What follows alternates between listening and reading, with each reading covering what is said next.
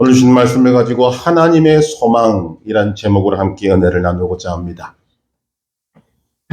영국에 살던 존이라는 젊은 청교도 목사가 1637년 큰 꿈을 가지고 미국 땅을 밟게 됩니다. 그런데 불과 1년도 못 되어서 1638년에 그는 폐결핵 진단을 받습니다. 당시 그 병은 죽는 병입니다.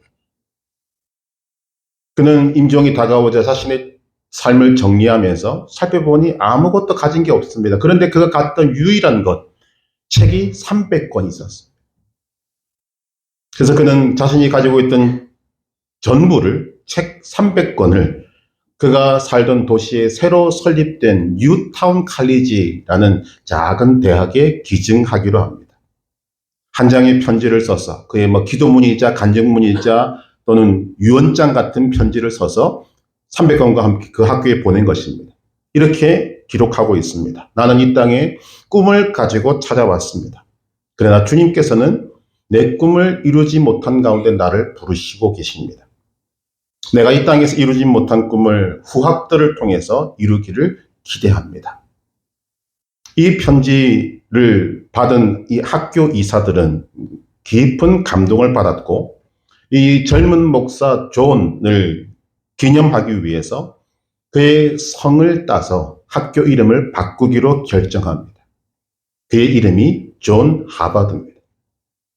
그래서 이 학교는 뉴타운 칼리지에서 하버드 대학으로 이름이 바뀌게 되었고 한 사람이 가졌던 젊은이의 꿈과 기도 속에서 지금도 그 학교는 자라가고 있는 것입니다.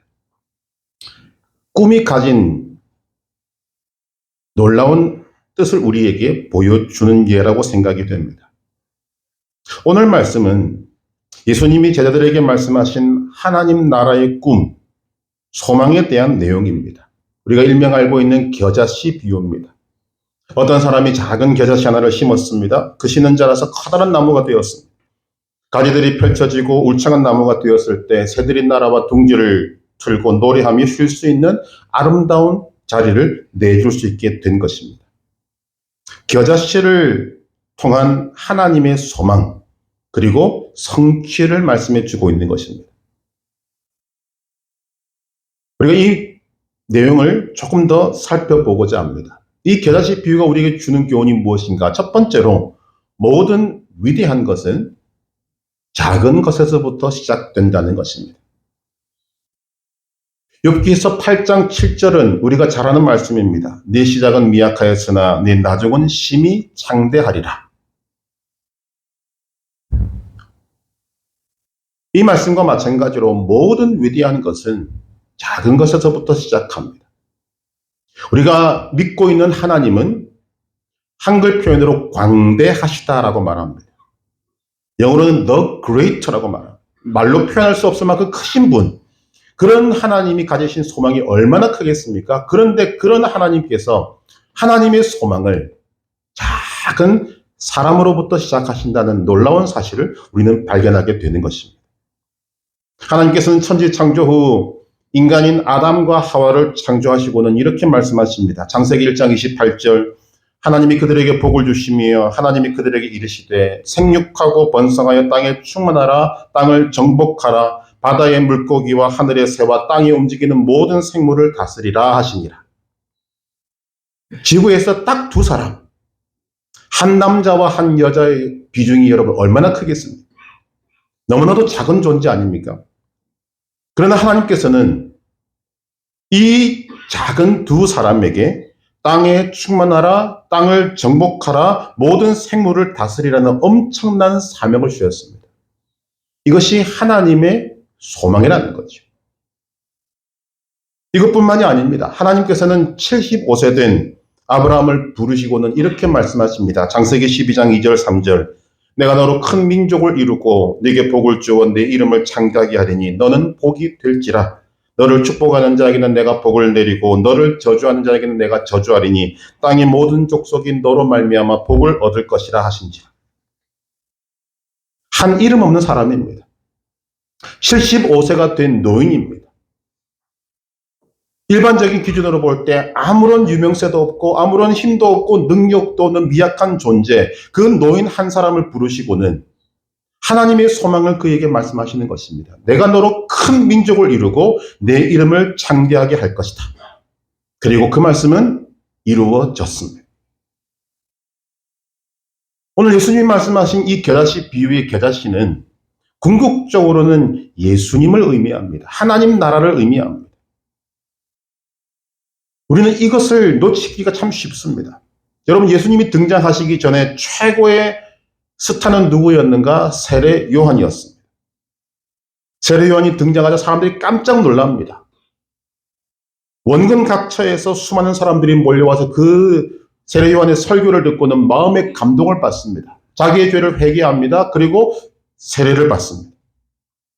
세례 요한, 대단한 영향력을 가진 사람입니다. 그런 세례 요한이 이런 말을 합니다. 나보다 비교할 수 없는 위대한 사람이 내 뒤에 나타날 것이다. 나는 그분의 신발끈 풀기도 감당하지 못할 것이다. 그는 흥하여야 하겠고 나는 망해야 한다. 그리고 예수님이 등장하십니다. 그런데 예수가 누굽니까? 이름 없는 목수 청년이었습니다. 제자들도 있었고 이미 몇 가지 기적도 행했지만 유명세로 보면 유명한 사람이 아니었어요. 미미하고 연약한 사람이었습니다. 그가 미친 영향력은 아주 작았습니다. 그때 하신 말씀이 오늘 말씀입니다. 겨자씨는 작은 것이다. 그러나 작은 것이 전부가 아니다. 이 작은 겨자씨가 자라면 나중은 창대할 것이다. 이것이 겨자씨 비유의 교훈인 것입니다. 우리는 지금 그 모습을 보고 있는 것입니다. 겨자씨는 예수님을 의미합니다. 그런데 예수님은 여기서 한 걸음 더 나아가셔서 이 겨자씨가 예수 믿는 사람들이다라고 말씀하십니다. 작은 존재들입니다. 영향력이 별로 없는 존재로 보입니다. 왜 그렇게 말하는가? 일반적으로 사람들은 작은 것을 귀하게 여기지 않습니다. 작은 것을 좋아하지 않습니다. 특히 우리나라 사람들 더 그런 것 같습니다. 그렇지만 사람들이 좋아하지 않고 별로 그렇게 중요시 여기지 않지만 작은 것은 소중한 것입니다. 오늘 우리가 이 겨자씨 비유에서 우리 자신의 존재 가치를 알아야 합니다. 예수님이 왜 우리를 겨자씨에 비유하고 계시는가? 작지만 사람들은 미미하고 영향력도 적고 또 아무런 귀하게 보이지 않을 만한 그런 모습이지만 그래도 소중하다. 그렇다면 이 말씀을 받는 우리는 우리 자신을 소중히 여길 줄 알아야 합니다. 나 자신을 부끄러워하지 않아야 합니다. 내가 세상에 이름이 떨치지 않고 사람들이 알아주지 않는다고 해도 나는 자신을 부끄러워하지 말아야 합니다. 그러나 우리가 무턱대고 부끄러워하지 않을 수는 없습니다. 내가 작지만 미약하지만 약하지만 영향력이 적지만 부끄러워하지 않을 근거가 있어야 합니다. 그 근거가 어디에 있는가? 꿈이 있어야 한다는 것입니다. 소망이 있어야 합니다. 겨자씨는 그래서 우리에게 소망의 말씀이라고 말씀드릴 수가 있는 것입니다.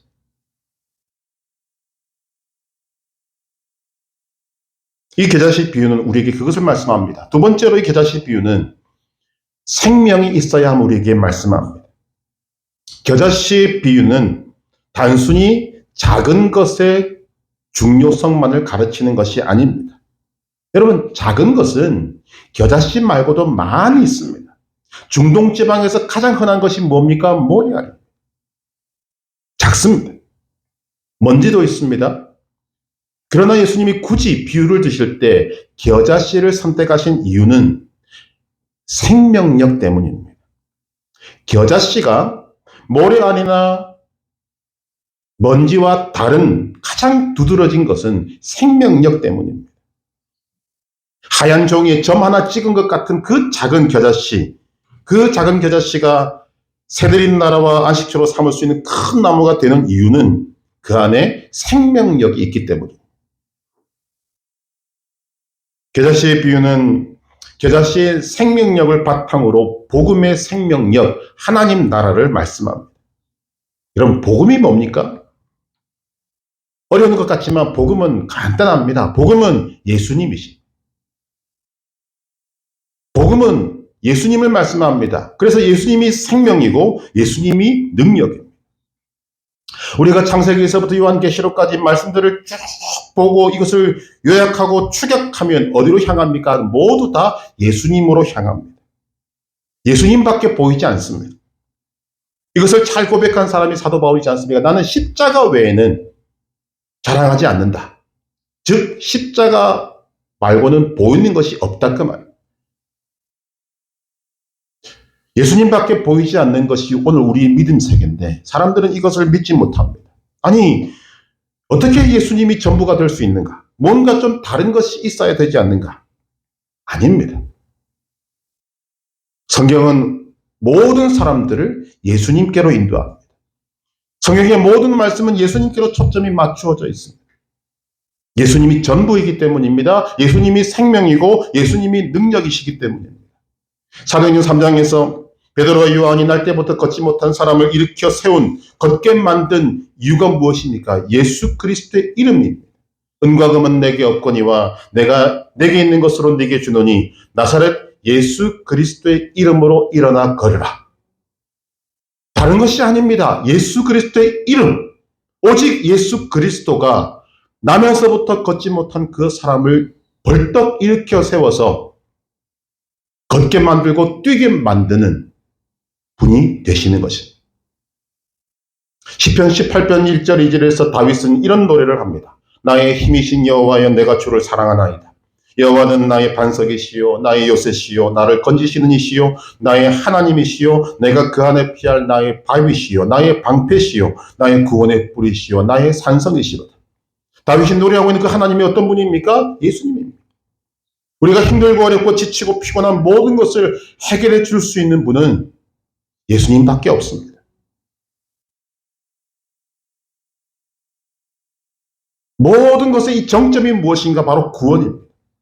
죽음을 이기고 부활하셔서 우리에게 구원을 주신 것, 예수님밖에 할 수 없는 일을 예수님이 해 주신 것입니다.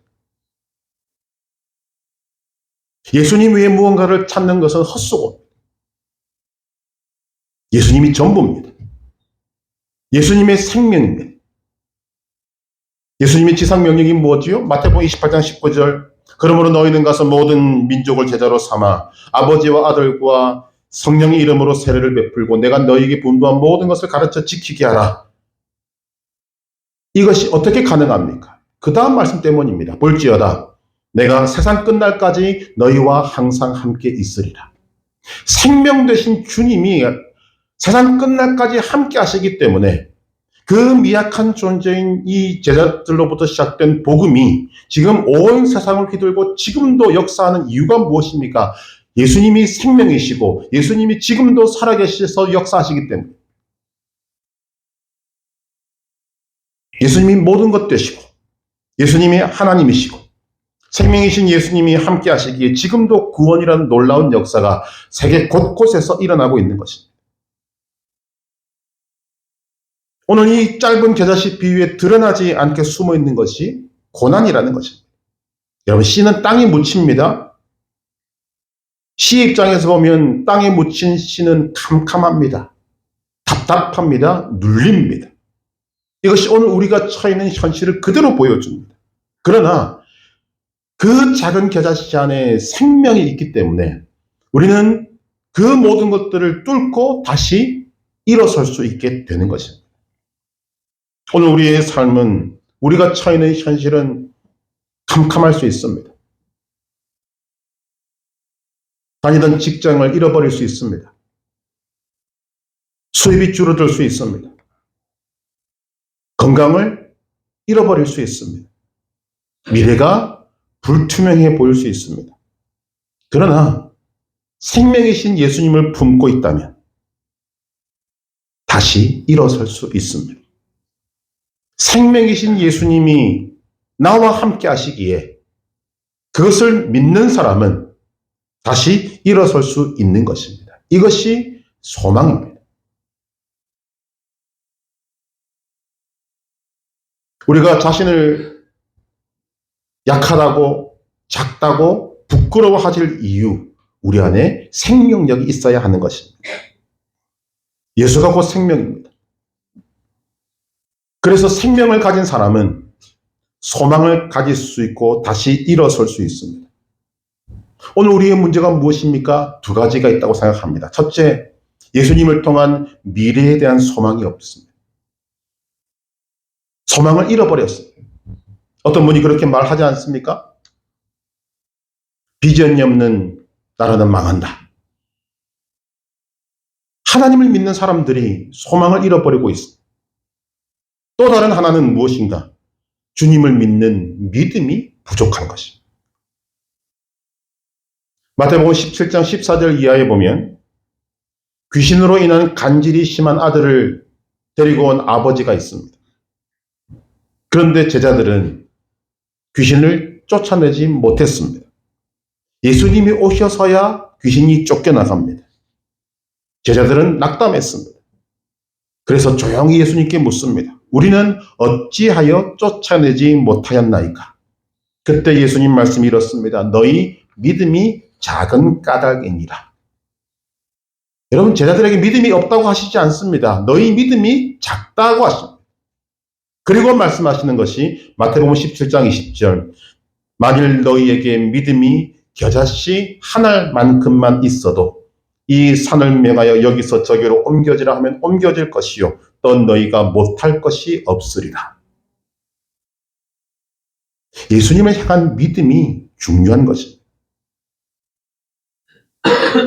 한번 따라해 보십시다. 나는 못하지만 주님은 하십니다.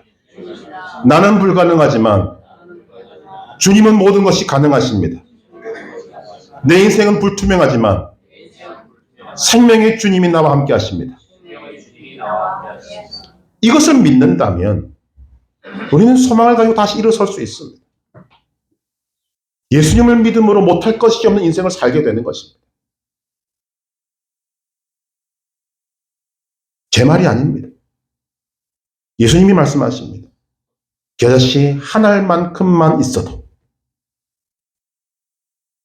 우리 안에 생명력이 있어야 한다. 이것이 이 겨자씨 비유의 교훈인 것입니다. 세 번째로 겨자씨 비유의 교훈은 이웃에게 복이 되라고 하십니다.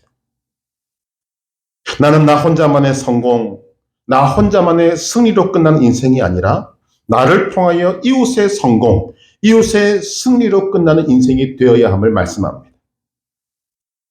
물론 가장 중요한 성공, 가장 중요한 승리는 구원입니다.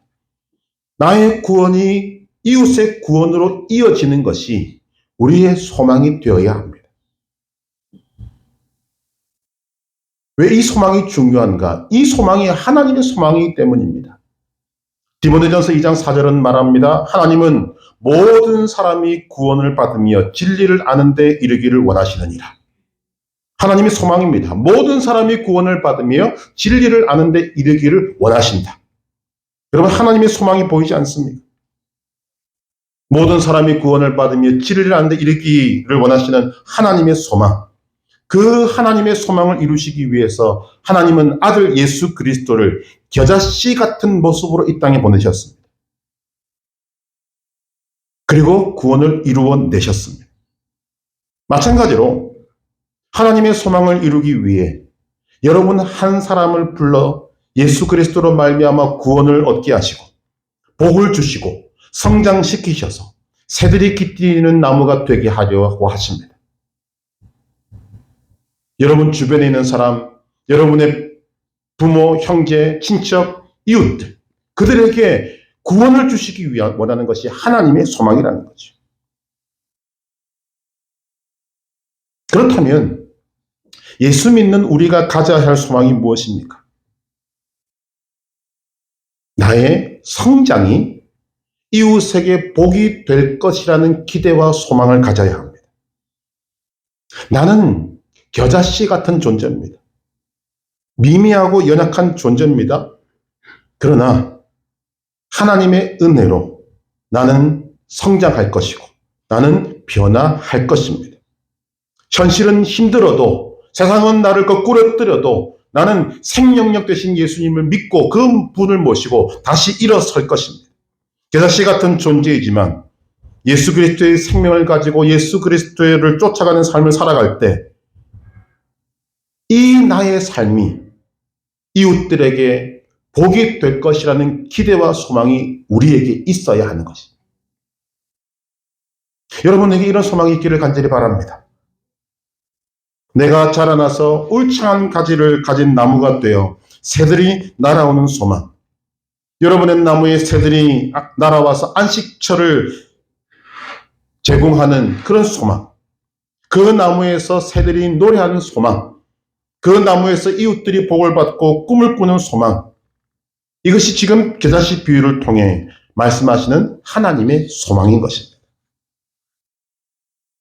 이웃에게 복을 주는 하나님의 소망. 이것이 어디까지 연결되는가 하면 이것이 기독교적 성공관입니다. 세속적인 성공관은 내가 열심히 해서 내가 돈을 벌고 내가 잘 먹고 잘 사는 것입니다. 그러나 기독교적 성공관은 내가 잘 돼서 이웃을 잘 섬기는 것입니다. 배워서 남 주는 것입니다. 벌어서 남 주는 것입니다. 이것이 하나님의 소망입니다. 여러분, 하나님의 소망은 처음부터 지금까지 변함이 없습니다. 일관되게 이어지고 있습니다. 아담과 하와를 만드시고 땅에 충만하라, 땅을 정복하라, 다스리라 하신 것도 이 소망 때문입니다. 이름 없는 노인 아브라함을 불러서 믿음의 조상 삼으신 것도 하나님의 이 소망 때문입니다. 예수님이 겨자씨 같은 모습으로 오신 것도 이 소망 때문입니다. 마찬가지로 겨자씨 같은 존재인 저와 여러분을 불러 성장시켜 나무로 키워가시는 것도 이 소망 때문입니다. 여러분을 위한 것이기도 하지만 여러분을 통한 이웃을 섬기기 위해서, 이웃에게 복을 주기 위해서 하나님이 그렇게 하시는 것입니다. 이 일을 위해 하나님이 하신 것이 있습니다. 그것은 겨자씨 같은 존재들에게 먼저 복을 주신다는 것입니다. 여러분, 이 말씀을 들을 때 여러분의 심령 속에 정말 힘이 나야 합니다. 아담과 하와에게 어떻게 하십니까? 창세기 1장 28절. 땅에 충만하라, 땅을 정복하라, 모든 생물 다스리라 하시기 전에 하나님이 먼저 하신 것이 하나님이 그들에게 복을 주시며 이르시되.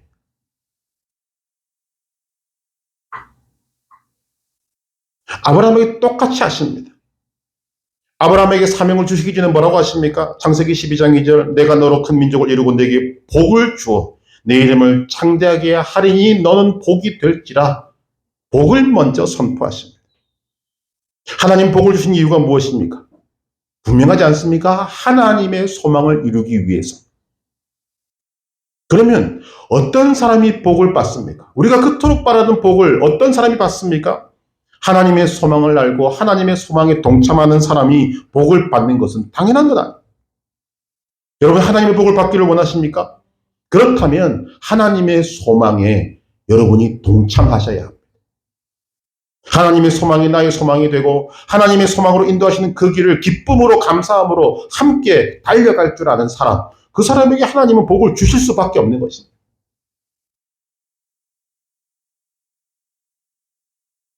하나님은 참 놀라운 분입니다. 사명을 주시기 전에 먼저 복을 주십니다. 그런데 하나님이 우리에게 복을 먼저 주시는 이유가 또 있습니다. 그것이 무엇인가? 오늘 말씀이 나타나는 바와 같이 겨자씨가 큰 나무가 되는 그 과정은 힘들고 어렵습니다. 겨자씨 같은 미미하고 약한 존재인 우리들을 이웃에게 복이 되고 이웃에게 놀라운 선물을 줄 수 있는 그런 존재로 만들어가는 과정은 힘들고 어렵습니다. 왜냐하면 훈련이 있어야 하기 때문입니다. 그래서 먼저 복을 주십니다. 복으로 견디게 하시고 복으로 충만케 하십니다. 여러분, 우리가 지금 그 과정 속에 있다는 것을 알아야 합니다. 그래서 우리는 지금 나의 이 현실, 2024년 2월에 한 주간 살아가고 있는 이 현실만 보아서는 안 된다는 것입니다. 사람들은 소망이 없으니까, 하나님의 소망을 가지지 못하니까 오늘 현실에 오르락내리락 합니다. 산이 중요합니다. 조금만 힘들면 죽었다 이야기하고, 조금만 좋은 일이 생기면 하나님도 없이 그냥 혼자서 난리를 부려요. 하나님의 사람은 전체를 볼 수 있어요. 내가 지금 어디에 서 있는지, 우리의 과거와 우리의 미래, 그리고 그 가운데 있는 오늘 나의 현실을 볼 수 있습니다. 우리는 어디에 있습니까? 결론이 나 있는 인생을 살아가는 것이 아닙니다. 과정 속에 있습니다. 그리고 그 과정 속에는 우리의 삶은 힘듭니다. 그래서 하나님께서 먼저 복을 주시는 것입니다. 그 복을 주실 때마다 우리가 깨달아야 할 것이 무엇인가 하면, 지금 현실을 보는 것이 아니라 하나님이 우리를 통해서 이루실 큰 나무가 되어서 새들이 깃들이는 그 결과를 볼 수 있어야 됩니다. 아, 하나님 나를 저것까지 끌고 가시는구나. 그러면 견딜만 하다는 거죠. 왜 이 말씀이 중요한지 아십니까? 겨자씨가 큰 나무가 되어 새들이 깃들이는 이 광경을 가장 잘 묘사해 주는 삶이 요셉의 삶입니다. 그런데 요셉의 삶은 특징이 있습니다. 형들에게 미움을 받아 노예로 팔려가고 얼토당토하는 이유로 감옥에 갇힙니다. 13년의 세월 동안 훈련을 받습니다. 근데 요셉의 삶이 중요한 것은 고난받는 이유를 몰랐다는 것입니다. 그런데 13년의 이 훈련을 요셉은 불평 한마디 하지 않고 원망하지 않고 잘 견뎌냅니다.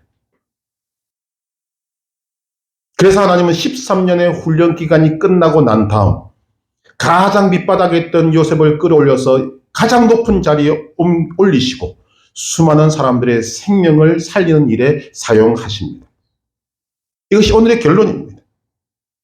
겨자씨가 나무가 되는 과정을 불평 원망하지 않고 감사함으로 살아내는 것, 이것이 우리가 보아야 될 결론인 것입니다.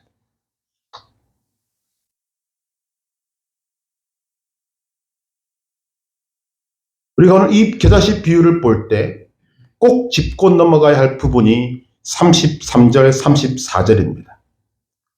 함께 읽겠습니다.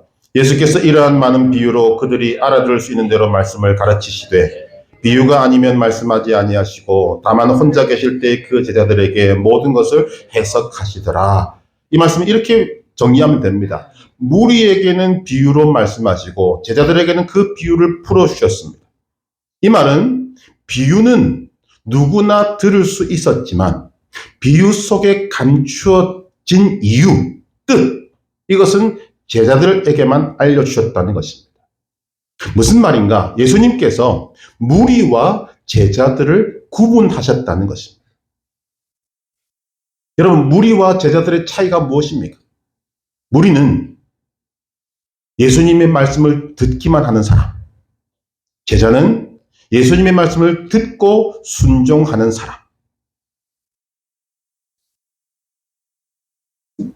여러분, 우리에게 임한 복이 무엇입니까?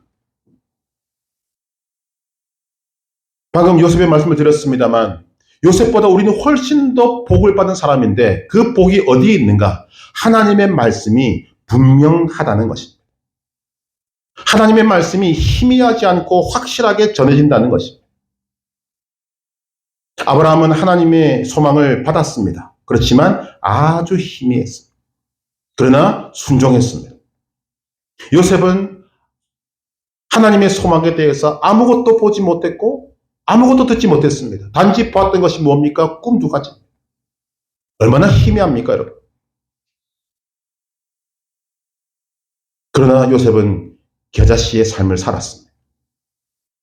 그 결과 믿음의 조상이 되고 많은 사람의 생명을 살리는 일에 쓰임받았습니다.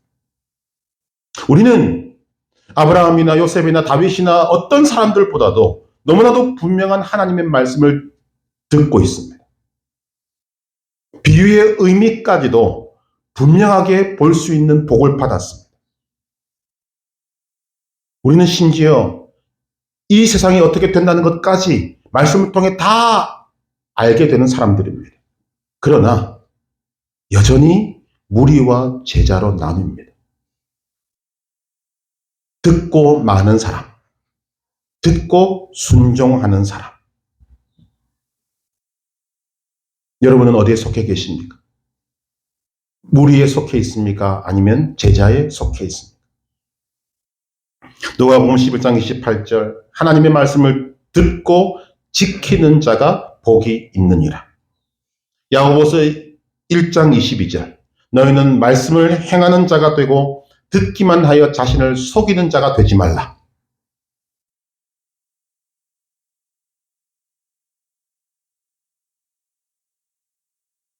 우리 성안학교에 온 성도들은 무리를 탈출해서 제자의 자리에 있기를 주님의 이름으로 축복합니다. 겨자씨가 나무가 되는 이 놀라운 하나님의 소망은 제자들을 통해서 이루어지지 무리를 통해서는 결코 이루어질 수가 없습니다. 겨자씨 비유는 보잘것없이 작은 겨자씨 한 알과 그 씨에서 자란 큰 식물을 대조시키고 있습니다. 겨자씨 한 알만 보면 큰 나무를 상상하기 어렵습니다. 그러나 하나님의 나라는 그렇게 이어져 왔습니다. 세계를 지배했던 제국의 수도가 아닌 식민지의 변방인 갈릴리의 젊은 목수, 겨자씨 같았던 예수로부터 시작된 복음이 한 세대가 지나가기 전에 로마 제국의 수도까지 퍼지고 예수 믿는다는 이유 때문에 고문당하고 죽임당하던 자들의 그 복음 앞에 로마의 황제까지 굴복하리라고 예상한 사람은 아무도 없었습니다. 그러나 그 일이 이루어졌습니다. 그리고 지금 세상 곳곳에서 이 예수 그리스도를 믿는 사람들이 그분을 예배하고 있습니다. 뭐가 이루어졌습니까? 하나님의 소망이 이루어졌습니다. 하나님의 소망이 이루어진 것은 무리가 아닌 제자들을 통해서 이루어진 것입니다. 그리고 하나님은 이 하나님의 소망을 서문학교회를 통해서 이루기를 원하고 계십니다. 오늘도 하나님의 소망은 하나님의 말씀을 듣고 믿고 순종하는 제자들을 통해서 이루어지게 되는 것입니다. 우리는 하나님께서 왜 나를 부르셨는지를 알아야 합니다. 지금도 미약하고 연약한 존재지만 솔직히 말하면 우리는 지금보다 훨씬 더 연약하고 더 미약하고 미미하고 아예 사람들이 인정해 주지 않은 그 자리에서 부름을 받았습니다. 우리 부름받은 저와 여러분은 다 겨자씨 같은 존재입니다. 그러나 하나님께서는 예수라는 생명을 주셔서 이 겨자씨 같은 존재를 귀하게 하십니다. 소중하게 만드십니다. 중요하게 만드십니다. 그리고 하나님의 은혜를 베푸셔서 자라게 하십니다. 우리가 지금 그 과정에 있다는 것을 여러분 알고 믿고 감사하시고 기뻐하시길 바랍니다. 그리고 우리의 성장이 이웃에게 소망이 되는 것입니다. 우리의 성장이 이웃에게 생명이 됩니다. 우리의 성장이 이웃에게 복이 됩니다. 여러분이 사랑하는 사람이지만 예수 안 믿어서 주님 앞에 이름 불러 기도했던 그 한 사람, 하나님은 그 기도를 다 들으셨습니다. 여러분 주변에 정말 아파서 몸이 아프거나 건강이 안 좋거나 아니면 마음이 아파서 상처를 입고 헤매는 사람들, 그들을 불쌍히 여기는 마음을 여러분이 주님의 이름을 불러 기도한 그 기도를 주님은 다 들으셨어요. 왜 여러분의 기도를 들으실까? 그들에게 복을 주기 위해서. 여러분의 기도를 통해, 여러분의 성장을 통해 그들에게 복을 주시기 위해서 하나님 들으십니다. 그리고 주님의 때 이루시는 것입니다. 그 일을 위해서 하나님이 여러분을 부르신 것입니다. 이 복된 말씀을 듣고 많은 무리가 되지 마시고 듣고 순종하는 제자가 되어서 하나님의 소망을 이루어 드리는 복의 통로가 되시기를 주님의 이름으로 축복합니다.